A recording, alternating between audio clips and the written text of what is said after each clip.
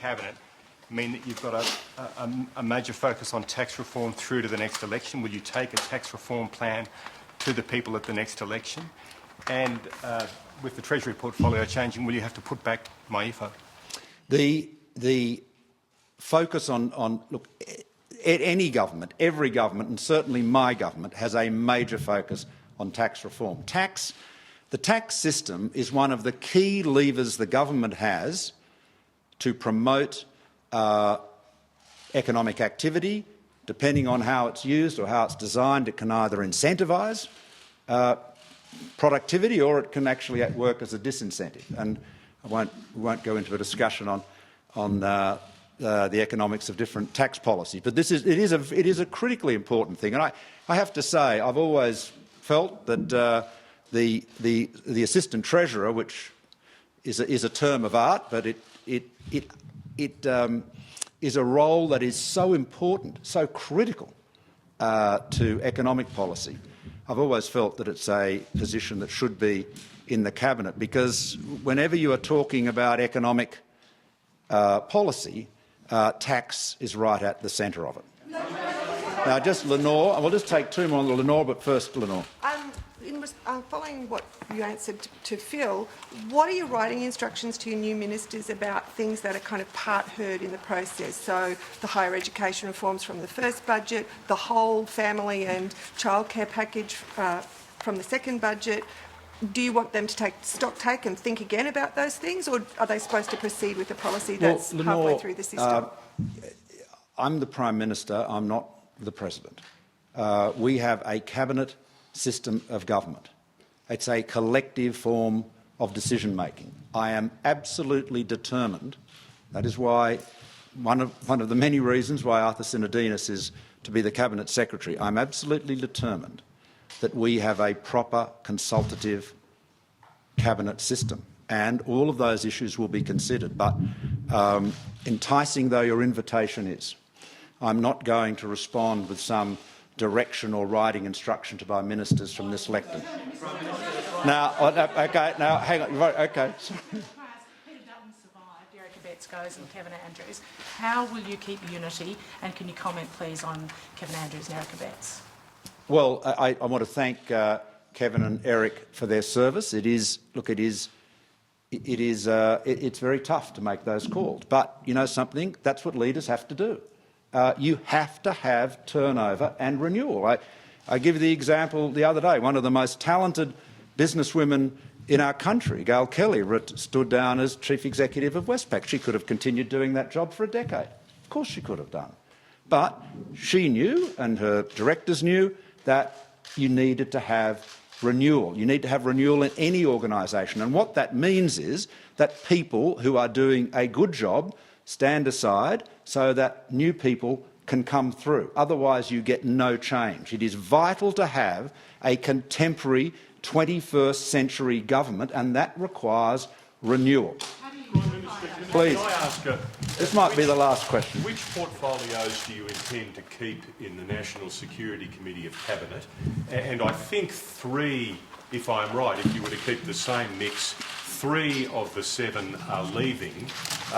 Doesn't that necessarily mean that carriage of our major security decisions could have quite a different character going forward? Well, the security interests of the Australian government are very clearly and well understood by all of the ministers and indeed all of the senior officials, whether they are uniformed or not. So Australia's strategic interests, governments come and go, ministers come and go, our strategic interests remain very consistent. Now, you've asked me about the NSC, so I'll answer that question. The members of the NSC are myself, the Treasurer, Mr Morrison, the Deputy Prime Minister, Mr Trush, the Foreign Minister, Julie Bishop, the Defence Minister, Maurice Payne, and the Attorney-General, George Brandis. Yes, one quickie. That might be a quickie and the last one. Yeah, all right, thank you. Okay. Just on with Christopher Pyne and his job, one of the criticisms of last year's budget was that there was this focus on the medical research element of things, when, of course, research and development is often beyond the medical sphere.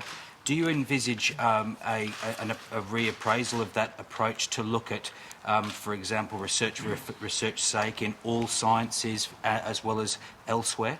Yes, well, yes, by yes I mean yes, I acknowledge the very thoughtful question you've asked me. Let me answer it this way. We do a lot of great things in Australia. We do a lot of great research and development, a lot of great science. One of the things we do not do well at all is the collaboration between primary research, typically in universities, and business. We're actually the second worst in the OECD, so that is a very, very important priority to make a change to that. Now, a lot of this change is cultural. It is really important for leaders, for prime ministers, for ministers, for people in the media to talk about the importance of change, to talk about the importance of science, to talk about the importance of technology. You know, we are living in the 21st century. We are living in a world that has been transformed in a very short period of time by science. You know, many of the, if not most, of the largest and most transformative businesses in the world today, if they were humans, would still be at school, many of them still at primary school. The pace of change is remarkable, and we have to acknowledge that. We have to be a government, and we are a government, we will be a government for the future. That is critical. You saw in the Canning by-election which Andrew Hastie won so well, and I congratulate Andrew on his victory. You saw how the Labor Party was trying to frighten the citizens of Canning back into poverty, trying to scare them about the future. Imagine saying to people, oh, you don't want to engage with China, it's all too big and scary. The fact is that the free trade agreement, as with so many opportunities that have been created in the region, are the underpinning fundamentals for our prosperity. But we have to have courage, we have to have optimism. We have to make sure that people understand that we have the values, the character, the commitment, the intellect, the imagination to be able to grasp the future, seize those opportunities. There has never been a more exciting time to be an Australian than today. And I believe that today I've announced the team, the government, the ministry, a 21st century government, a ministry that is ready to engage the future. Thank you very much. And Malcolm Turnbull there announcing his new cabinet. Some changes as expected, some obviously very radical changes to those who will be running the country. We have Scott Morrison as the new Treasurer, as expected. Joe Hockey not only without portfolio but telling Malcolm Turnbull he intends to leave Parliament. That certainly was not expected in today's announcement. So Treasurer Joe Hockey to leave Cabinet and leave Parliament altogether, with Scott Morrison to take over the Treasury portfolio. There have been a number of others booted from Cabinet, 5 in total in fact.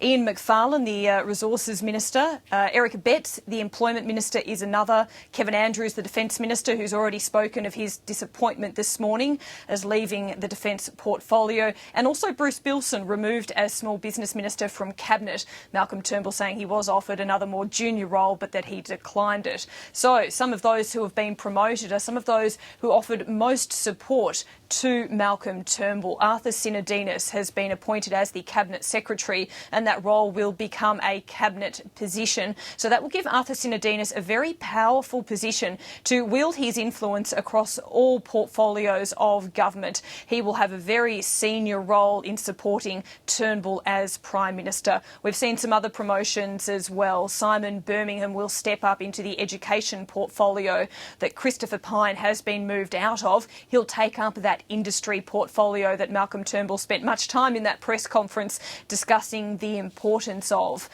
Interestingly, Peter Dutton will remain in the immigration portfolio, even though Peter Dutton was one of the very vocal and prominent supporters of Tony Abbott. He will nonetheless stay in that position. Some of the others who have been promoted through this process, Mitch Fifield is another one who has been applauded for his role as a more junior minister in the rollout of the NDIS. He will be the new Minister for Communications and the Arts. One of the big elements of this cabinet reshuffle is the number of women that will be in cabinet now. Until this point, it had been 2, with Julie Bishop as Foreign Affairs Minister and Susan Lee as Health Minister. Another 3 will join them, meaning that there will be 5 women in total in cabinet, a significant change. The biggest among them, Marise Payne, being made the Defence Minister. This is the first time a female has been made Defence Minister, and also certainly a promotion of someone who is seen as a very comprehensive and hard-working senator. So Marise Payne now in cabinet, along with Kelly O'Dwyer, who's been a Turnbull supporter. She will go into the Assistant Treasurer's role and also the small business role that was Bruce Bilson's. The Assistant Treasurer, Josh Frydenberg, has also been promoted and moved to another portfolio that will remain at a high level. And of course we have Michaelia Cash, who has also been promoted as Employment Minister. She certainly had a junior portfolio in that area, so she's been promoted to Cabinet as Employment Minister to take over Erica Betts's portfolio, and she'll also be the Minister for Women, so that means there is a Minister for Women at a Cabinet level as well. So there's some of the biggest changes coming out of Malcolm Turnbull's reshuffle as he announced today. He described it as extensive, and that certainly is the case. You wouldn't normally see a Cabinet reshuffle of this scale unless you were talking about a whole new government, a change of parties. So this is a radical change, and it will have significant alterations to the way the government operates. Malcolm Turnbull's also indicated that he wants to run a traditional cabinet-style government. That is, that he's promising not to press down positions from the top, but allow ministers a fair range of mobility in their portfolio areas. How that works exactly remains to be seen, because he's certainly not the first leader to promise to give ministers plenty of scope within their portfolios, but then find that's not quite how it works in reality. So we'll have to see how much rein Turnbull does give his ministers to make changes in their portfolios. So, Rachel, the message from this is a number of senior cabinet ministers dumped, a number of Turnbull backers promoted, and a number of women promoted as well. You said there, Mel, that the changes were vast and varied. Does that indicate perhaps the level, I guess, of cleansing that Malcolm Turnbull is hoping to make here? It certainly does. I think it's a combination of things here. He has undoubtedly removed some of those who were Tony Abbott's strongest supporters and promoted those who were his backers, as you would expect. However, it hasn't all been done out of vengeance. He is also looking to make significant generational change. Now, this is something that Tony Abbott was long criticised for keeping people who'd been senior even in the Howard years and keeping them on the front bench and not being willing to move them because he was too afraid to make enemies, was how it was often characterised. So Malcolm Turnbull has certainly grasped this opportunity, not merely for vengeance and patronage in terms of the changes, but he's also grasped the opportunity to make generational change, and that inevitably means some people standing aside. He's pointed to the likes of Ian Macfarlane, who was the Industry Minister, and Michael Ronaldson, who had the Special Minister of State role, which incidentally is going to Mal Brough, who has been one of Turnbull's strongest supporters, and said that they've understood that a time for change has arrived and we're willing to step aside in this capacity. So for some senior figures like Macfarlane and Ronaldson, evidently there is an acceptance that change is coming. However, many others will be frustrated, and we've already seen that today with Kevin Andrews express his disappointment at losing defence, and also Bruce Bilson. Clearly he very much wanted to remain in his position. He felt he'd done a good job, and certainly the small business community were very full of praise for Bruce Bilson and his campaigning and support for their sector. So he's clearly contemplating what his next move is as well. So there will be a mixed reaction to this idea of clearing the decks and having such a major change such as this. Among the changes, Melissa Clarke, in Canberra was the elevation, I guess, of the first Indigenous person, Ken Wyatt, taking on a new role. And this is one that the Liberals will be very happy to announce, and they have been very pleased with Ken Wyatt and his very confident approach to the significant role he's had in the Abbott government in terms of making progress on a referendum on Indigenous recognition. So to be able to see him promoted is certainly a positive move. Incidentally, another one of his class that arrived in Parliament at the same time was a very junior member, Wyatt Roy. He is also being promoted as an Assistant Minister for Infrastructure. So I don't have the numbers in front of me, but I'd be very keen to see what the previous youngest age for an Assistant Minister would be. I think he'd have to challenge for that title. He'll certainly be a young person with a very important role. Absolutely, and we saw his involvement, I guess, earlier in the week in the whole change that we've seen. It's been a huge week, and Malcolm Turnbull again saying today a line that I noticed that he used on Monday night, saying that there never has been a more exciting time to be an Australian. This is really interesting because it highlights a very deliberate move by Malcolm Turnbull to take a very different approach to Tony Abbott. This is Malcolm Turnbull trying to project an image of positivity. One of his criticisms, or certainly some of the those who critiqued Tony Abbott, felt that he was too negative, that his approach was too much like opposition. That was to criticise areas that were at fault and to focus on areas that were in dire straits. Now, such as talking about things like the budget and the border. Malcolm Turnbull is very deliberately making these references throughout the week and again today, and we'll hear it plenty of times in the future, to talk about the exciting times of being Australian, about the potential of innovation and technology, something else he also talked about in today's press conference. This is Malcolm Turnbull trying to change the conversation the government has with the public, and also to try and look at creating space for policy change as well. So that is very much part of a deliberate communication strategy by Malcolm Turnbull. Well, let's have a listen to some of what he said in his announcement. This is a process of renewal. As you will have gathered, there are some very big changes in the Cabinet. There are now 5 women in the Cabinet. But renewal, of course, the introduction of new talent means that others have to leave. One of the great challenges for any leader is to ensure that there is renewal, that we are able to bring up new talent, new faces into leadership positions over time. And that often means, that invariably means, in fact, that very capable people have to move on, stand aside so that others can come through. And that's tough for everybody concerned. Now, earlier today, the Honourable Joe Hockey told me that he would not be seeking a place in the new ministry, and it was his intention to resign from the Parliament in due course. Joe has made a long and distinguished contribution to our nation's government and Parliament over many, many years, for which I thank him. I believe he has a further contribution to make in our nation's service. The Honourable Erica Betts, the Leader of the Senate, will not be reappointed, and I thank him very much for his service, as I do the Honourable Kevin Andrews, the Defence Minister whose position will be overtaken by the appointment of Senator Maurice Payne. Bruce Bilson, an outstanding advocate for small business, has chosen not to take up an offer that I made to him to serve outside the Cabinet. That is his call. He has been a very, very capable minister, and he wants to take some time to reflect. And I thank Bruce very, very much for his service. That was the Prime Minister a little earlier announcing some of the changes. And just before we go back to Melissa Clarke in Canberra, I'll just let our viewers know that we are standing by to take a media conference from the opposition leader, Bill Shorten, sometime this hour. Now, Mel, we've gone through a lot of the changes to this cabinet, but of course there are some people who've retained their role. That's right. Of course, most of the senior Nationals positions have remained the same as you would expect. Barnaby Joyce in Agriculture, Nigel Scullion in Indigenous Affairs. Also, some of of the senior position, Warren Truss, of course, in infrastructure and regional development too.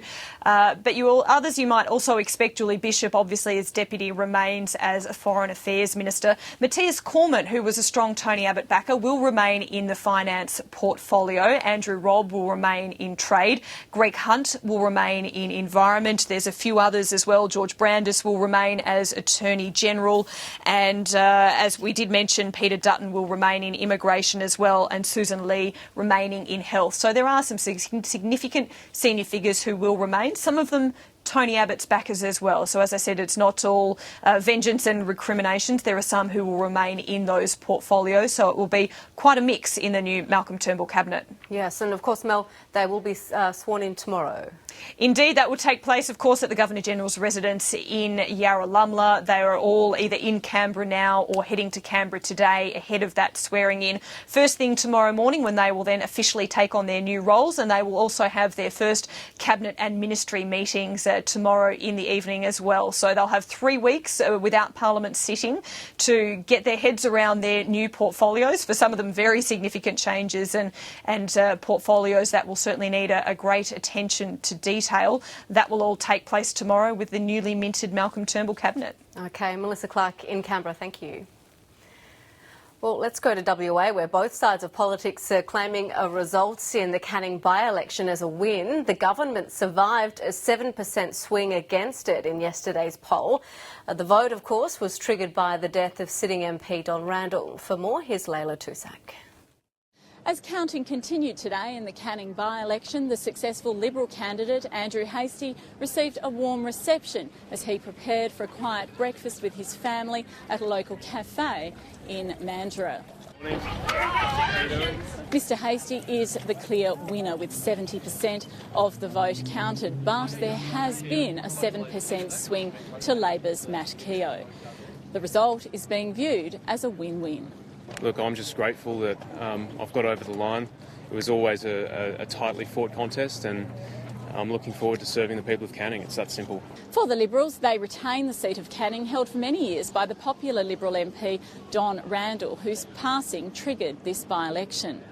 Those who backed the spill motion against Tony Abbott and the elevation of Malcolm Turnbull to Prime Minister may be feeling somewhat vindicated, given that pre-polls suggested as much as a 10% swing against them before the spill.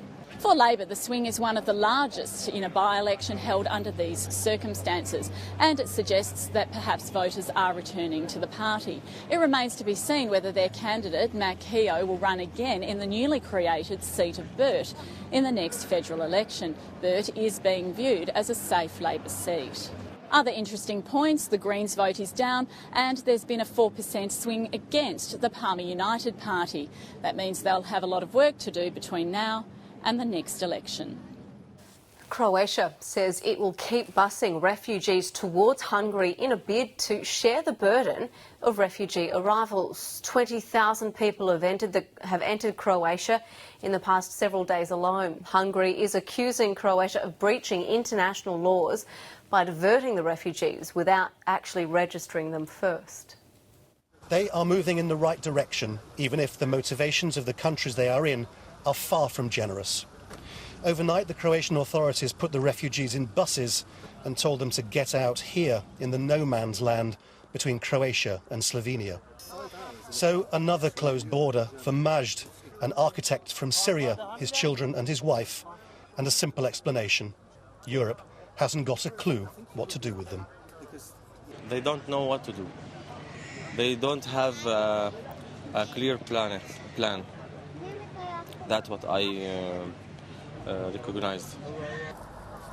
The best thing that happened to them was the arrival of volunteers from Slovenia and Croatia, who offered soup to shivering people, enough food and clothes to offer at least a little dignity. But they are doing this because their governments are not, and they are less than impressed. It's no surprise that they are here. I mean, everyone, if I would be the Slovenian president and running a household, I would know that they are coming now. If you have some kind of common sense, you know that the people will appear. And right at the fence, they pleaded with the riot police and an Arabic speaker to come across. Just the occasional family got through, and then everybody else said, why not us as well? family. Only this take the guy is not family. I have family, 12 with me. Of course, these countries have said they're open to refugees coming through, but in practice it looks a whole lot more like passing the problem on. For all the political differences between many of these countries over the refugees, they have one thing in common, a policy of what you can only call people dumping. Macedonia dumps them on the Serbian border, Serbia then dumps them on the Croatian border, and Croatia is now dumping them here on the Slovenian border. Eventually, buses arrived on the Slovenian side and cheers went up as they pushed forward. This is the start of the Schengen zone, free movement from here to Germany, which remains the only country around here prepared to let these exhausted people finally rest. Well, of course, those tougher border controls are making the transition for asylum seekers extremely difficult. Europe correspondent Philip Williams is with some of them near the border between Serbia and Croatia. These people are coming to the very edge of Serbia here. They're finally leaving this country and progressing into Croatia. They've walked through fields, as you can see, and right here is the track down to the Croatian border. We have the policeman here. He's directing them down to that border area where they'll be registered and processed. Some may elect to go to camps, some may try and go directly to train stations and get buses to the borders with Hungary in particular. And that's really the big question. Getting here is not really the hard part because this is being facilitated, it's being allowed officially. But where do they go from here? There's already disputes, bitter disputes, particularly between the Croatians and the Hungarians over where they go next. The Hungarians saying, well, look, you've had ages to get ready, and at the first few days you've closed your borders, and now you're trying to push the problem back our way. On the other side of that argument, the Croatians say the Hungarians have been mistreating some of the asylum seekers, and that's why they've had to come around through their country. So it's really exacerbated regional tensions here. So it's not only a problem for the migrants and how do they get through the countries to their desired location in Germany, it's actually increased the temperature regionally. And that could have implications down the track too. The reality is that for the whole of Europe at the moment, it's a mess. No one seems to have solutions. But at least these people will be happy that they've made one more border, one more crossing along that very long and sometimes dangerous journey from Syria, from Iraq, from Afghanistan, through to places like Germany, which they regard as the Holy Grail, as the place of safety. Whether it is, that's another reality that they'll have to confront. But for the moment, we're about 1 kilometre from that next crossing. Philip Williams reporting there. A man has died and 8 others have been taken to hospital after attending a dance music festival in Sydney. The 26-year-old man from Albury in southern New South Wales was found unconscious at the DEFCON 1 music festival in Penrith. He died in hospital. The 2-day festival plays hardcore techno and trance music and incorporates a night of camping. In 2013, a man died after taking 3 pills at the same event. Police last night arrested 46 people for drug-related offences. And while they can't confirm if the man who died had taken illegal drugs, they're warning of the dangers. Every time you take those drugs, you're putting your own life at risk. The people who are making these drugs don't care about you. They don't care about anything else except for making their own profits. The US Secretary of State John Kerry says the refugee crisis engulfing Europe shows the urgent need to resolve the war in Syria. Following talks in London with the British Foreign Secretary, Mr Kerry says Russia and Iran should help bring Syria's President Bashar al-Assad to the negotiating table. This is the impact of another Syrian airstrike in an unrelenting war. Dozens were reported dead in the city of Aleppo this week when the regime dropped bombs on a rebel-held neighbourhood. No one is winning the war, but more and more people are dying and fleeing, a major cause of Europe's refugee crisis. 4 years on, Bashar al-Assad survives in power. Britain and the Americans say the Syrian president is a magnet for foreign fighters joining the extremists of IS. But backed by Russia, he's not been toppled as they'd hoped. In recent weeks, the Syrian regime's been bolstered by a military build-up by Russia. These pictures show Russian military trainers in action in the port of Tartus. Western alarm over all this is adding to a new sense of urgency over finding a diplomatic way out, recognising the role that Moscow might play in any solution. Today, the American Secretary of State met the Foreign Secretary in London and appeared to offer a concession, saying that President Assad didn't need to leave, as he put it, on day one. We're prepared to negotiate. Is Assad prepared to negotiate, really negotiate? Is Russia prepared to bring him to the table and actually find the solution to this violence? Because of the Russian engagement, the situation in Syria is becoming more complicated, and I think we need to discuss this as part of a much bigger problem, the migration pressures, the humanitarian crisis in Syria, as well as the need to defeat ISIL. The IS extremists are a common enemy for Russia, the West and President Assad.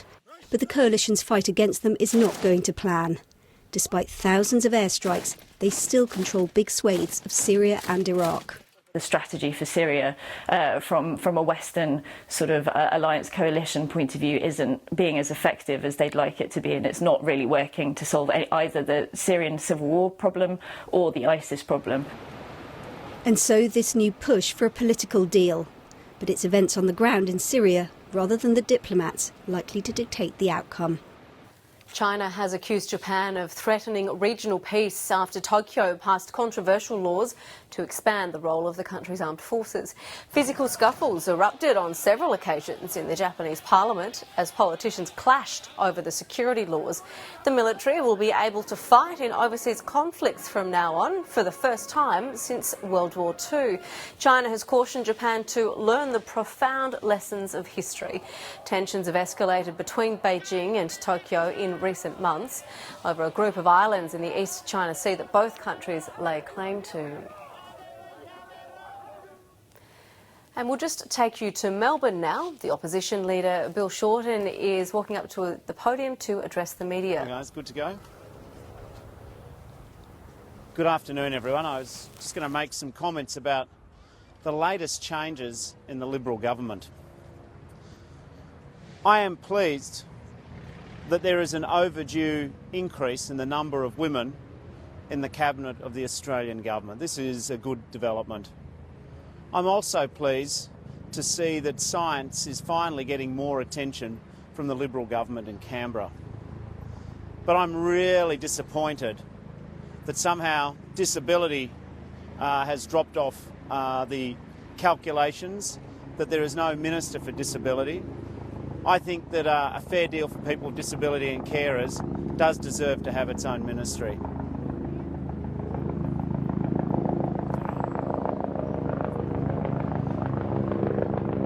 I didn't know Bronwyn was due to visit Victoria. No.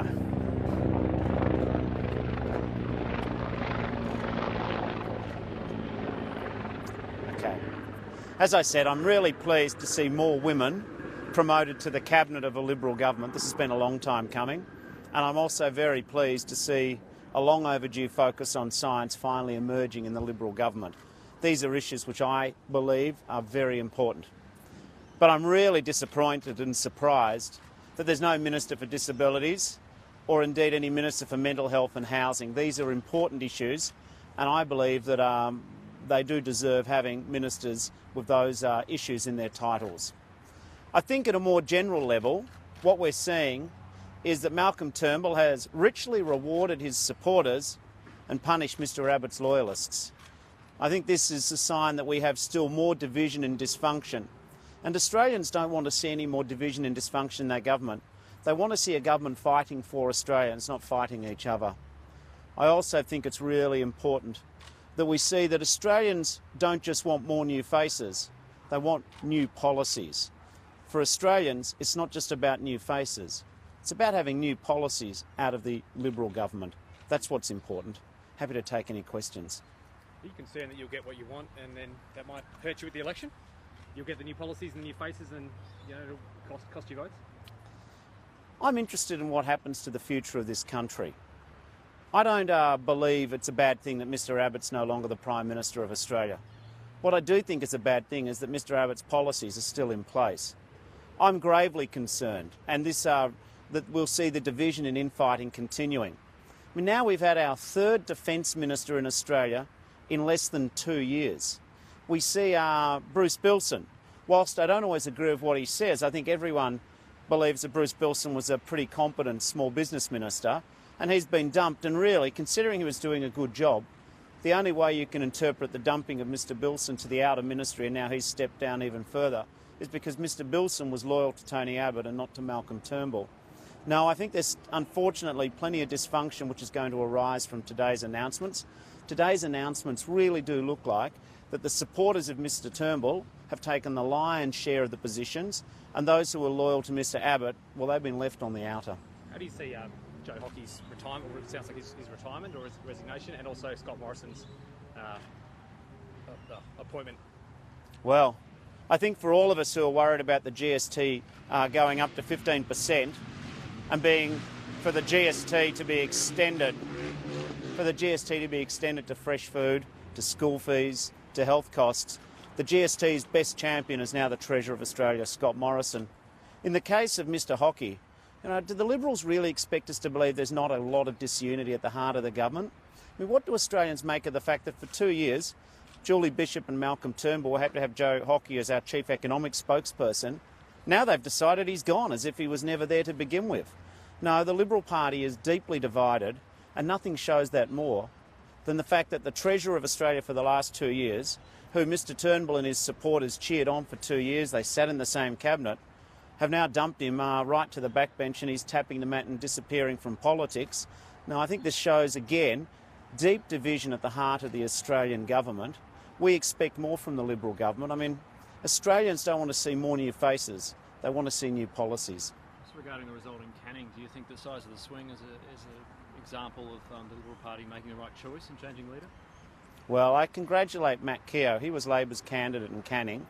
The average swing when a Member of Parliament passes away is 2.5% against the party who held the seat. Here it's been 7% approximately, and Labor's primary votes even increased more than that. I believe Matt Keogh has a great future in the Labor Party. I will certainly be encouraging Western Australian Labor to consider Matt Keogh to be a Labor champion at the next election. Some of the swings he got in suburbs and areas like Armidale, which he knows very well, were really remarkable.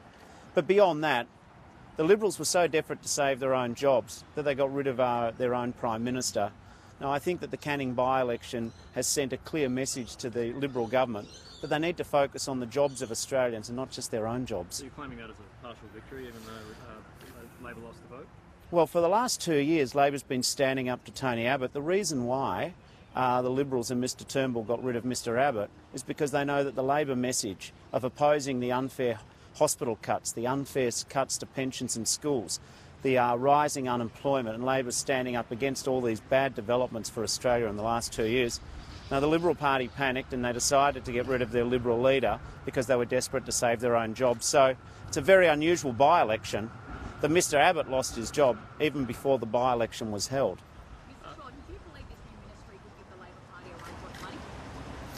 Well, what I'm interested in is not the contest between their ministers and our ministers. I'm interested in the contest of ideas. Who has the best vision for Australia? One of the questions earlier was saying, what do I think about all of this? I welcome the fact that Mr Abbott's no longer Prime Minister of Australia. I'm just worried that Malcolm Turnbull's still carrying out many of Mr Abbott's policies. On climate change, Malcolm Turnbull, who was the conviction politician who had policies very similar to Labor, has now turned his back on everything he said when he wasn't Prime Minister, and now he's backing in Mr Abbott's direct action policies, which everyone knows don't work. Now, I'm very concerned that what we're seeing is a change of faces, but we're still seeing the same extreme agenda. We've still got Peter Dutton as Immigration Minister. Should he have gone the way of Kevin Andrews and Eric Abetz? Well, I do think that Mr Dutton blotted his copybook when he made light of climate change and the potential for people to be have water lapping at their door. So I'm surprised somehow that Bruce Bilson, who was a competent small business minister and loyal to Tony Abbott, he's gone, yet Mr Dutton survived. Are you concerned about your own role moving forward? No.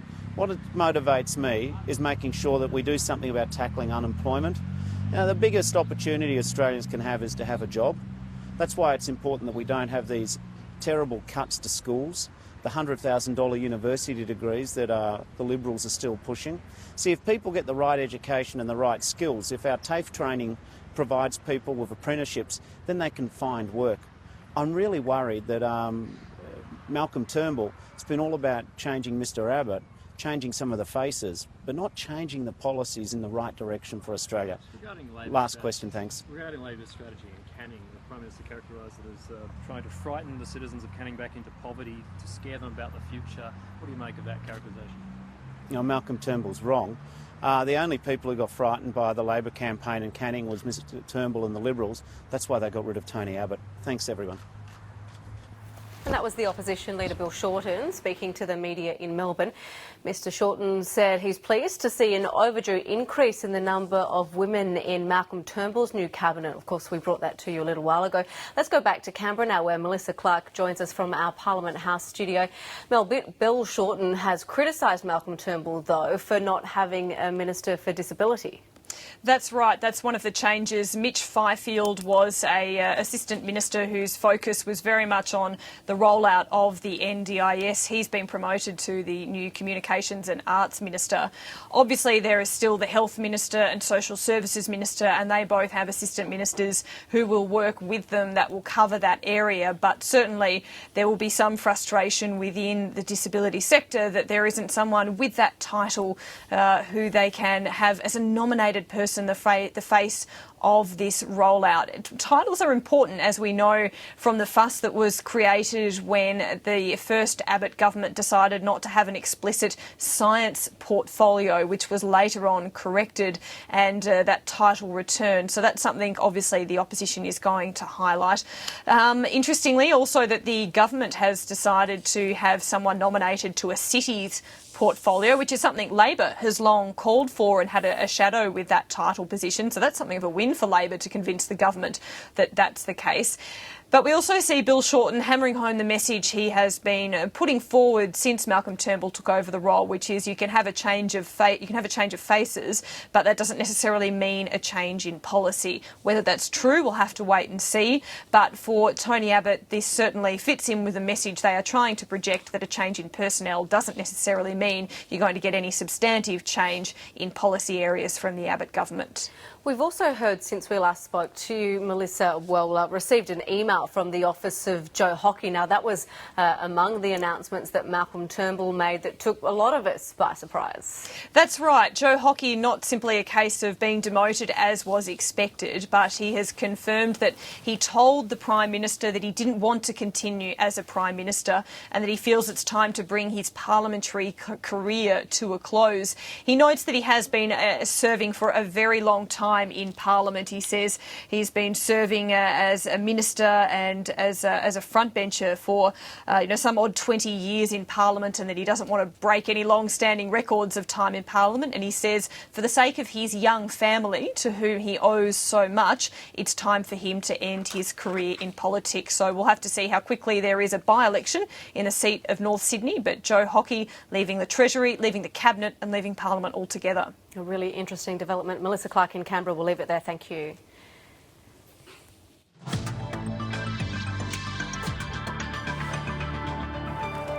Let's take a look at the satellite. A high-pressure ridge over the Tasman Sea is directing moist onshore winds and a few showers over the New South Wales coast and southeast Queensland.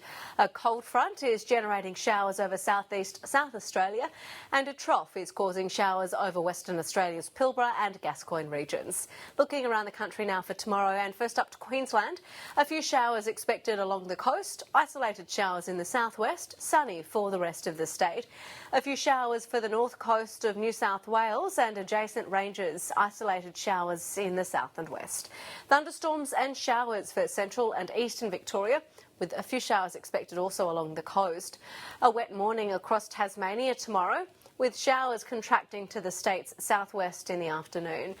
Let's go to South Australia. Cooler conditions with a few showers in the southeast, generally sunny inland. And a mostly sunny day across southern and central parts of Western Australia, with a chance of showers and thunderstorms in the northwest. And for the Northern Territory, a fine day with gusty and cooler southeasterlies in the south. Looking ahead to Tuesday's forecast now for the capital cities, a possible shower for Brisbane and Canberra, a shower or two also for Sydney and Melbourne. Adelaide will be cloudy, showers in Hobart, sunny for Perth and Darwin. A very big couple of hours, and of course we'll bring you more of the day's news and more on that cabinet reshuffle when we return in about 15 minutes. I'm Rachel Pupazzoni. Thanks for your company.